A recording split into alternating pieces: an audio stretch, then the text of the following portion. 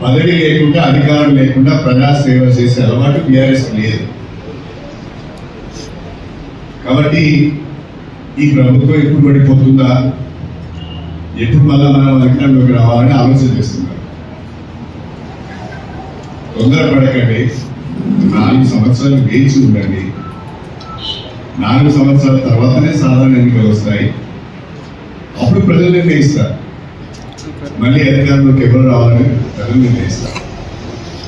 కానీ మీరు తొందరపడి నానా యాగి చేసి ప్రజా సమస్యలను గాలి వదిలేసి ప్రతిరోజు ఎక్కడో ఒక దగ్గర పత్రికా విలేకరుల సమావేశం పెట్టి ప్రభుత్వం పైన ఉన్నతి పోయడమే రాజకీయం అనేది దగ్గర మీరు ప్రవర్తిస్తున్నారు. ఇది పద్ధతి కాదు. నేను చాలా స్పష్టంగా చెప్పాను, కాంగ్రెస్ ప్రభుత్వము ఉప ఎన్నికలను ఎదుర్కోవడానికి సిద్ధంగా ఉన్నది. కాంగ్రెస్ ప్రభుత్వము స్థానిక సంస్థలు ఎదుర్కోవడానికి సిద్ధంగా ఉన్నది. కాంగ్రెస్ ప్రభుత్వం ఎప్పుడు ఎన్నికలు వచ్చినా ప్రజల ఆశీర్వాదంతో మళ్ళీ గెలుస్తుందనే ధీమా మాకుంది.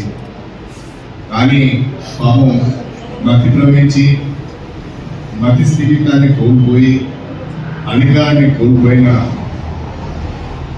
నేపథ్యంలో పిచ్చి పిచ్చిగా మాట్లాడుతున్నారు. అది పెద్దగా పట్టించుకోవాల్సిన అవసరం. రాష్ట్ర ఆర్థిక పరిస్థితిని సర్దుబాటు చేసుకుంటూ ఒక్కొక్క పథకాన్ని అమలు చేసుకుంటూ వెళ్తున్నారు. నిన్న రాజ్యసభలో నిర్మలా సీతారామన్ గారు కేంద్ర ఆర్థిక శాఖ మంత్రి ఒక మాట చెప్పారు. తెలంగాణ ఏర్పడక ముందు తెలంగాణ రాష్ట్రము మిగులు రాష్ట్రం. తెలంగాణ ఏర్పడిన తర్వాత ఈ 10 సంవత్సరాల్లో తెలంగాణ అప్పుల కుప్పగా మారింది అని చెప్పారు. దీనికి టీఆర్ఎస్ వాళ్ళు సమాధానం చెప్పాలి. దీనికి టీఆర్ఎస్ వాళ్ళు సిగ్గుతో తల ఉంచుకోవాలి. నాకు ఒక అనుమానం వస్తుంది, టీఆర్ఎస్ లో ఉన్న కొంతమంది లీడర్లకు ఒక వింత జబ్బు సోకినట్టు అనిపిస్తారు. ఒక్కరోజు మీడియాలో కనిపించకుండా, ఒక్కరోజు పత్రికల్లో కనిపించకుండా సాయంకాలం వరకే వాళ్ళకి బీపీ ఎదుగుతున్నట్టు అనిపిస్తుంది. అందుకనే ప్రతిరోజు మీడియాలు పెట్టుకోవాలి. ఇంకా విచిత్రం ఏంటంటే మీడియా సమావేశం పెట్టడానికి జిల్లా ఆగిపోతున్నారు.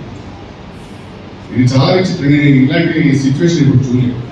మీడియా ఒక ప్రాంతానికి వెళ్ళి మీడియా సమావేశాన్ని పెడుతున్నారు, ఇక్కడ వేరే పర్లేదు. అంటే ఎంత కక్కుర్తితో ఉన్నారో మనం అర్థం చేసుకోవచ్చు. ఒక్కరోజు బొమ్మ అవ్వబడకుండా, ఒక్కరోజు మీడియాలో వాళ్ళ ముఖం అవ్వబడకుండా, పత్రికల్లో వాళ్ళ ఫోటో రాకుండా అయ్యో ఎక్కడ వెనకబడిపోతాము అని ఒక వింత జబ్బుతో బాధపడుతున్నారు. ఈ వింత జబ్బు ఎక్కువగా కేటీఆర్కు కవితకే ఉన్నది. వాళ్ళిద్దరూ ప్రతిరోజు మొదటి పేజీలో ఉండాలనుకుంటారు. అదేం రోగం అర్థం కాదు. ఏదో ఒకటి కావాలని మాట్లాడే ప్రయత్నం. బీసీల రిజర్వేషన్ల గురించి కవిత మాట్లాడుతుంది. ఈయనకి అవసరం ఈయన ఎవరు అడిగారు? అసలు ఏ బీసీ పోయి ఈయన అడిగాడు? అధికారంలో ఉన్నప్పుడు ఏం చేశారు? ఇవాళ బీసీలు ఎక్కడి నుంచి గుర్తుకొచ్చారు? కాబట్టి ఇవన్నీ ప్రజలు గమనిస్తున్నారు.